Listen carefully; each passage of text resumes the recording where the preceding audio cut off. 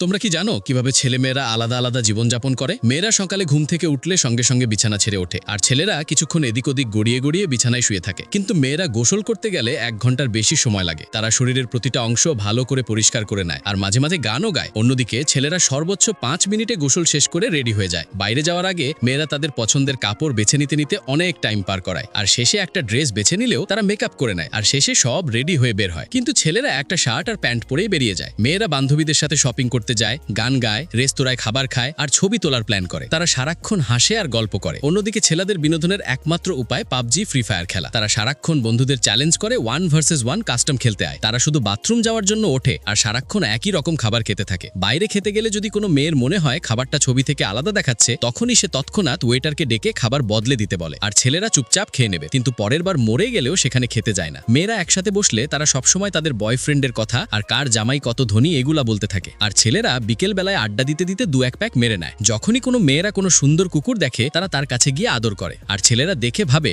আমি যদি ওই কুকুরটা হতাম।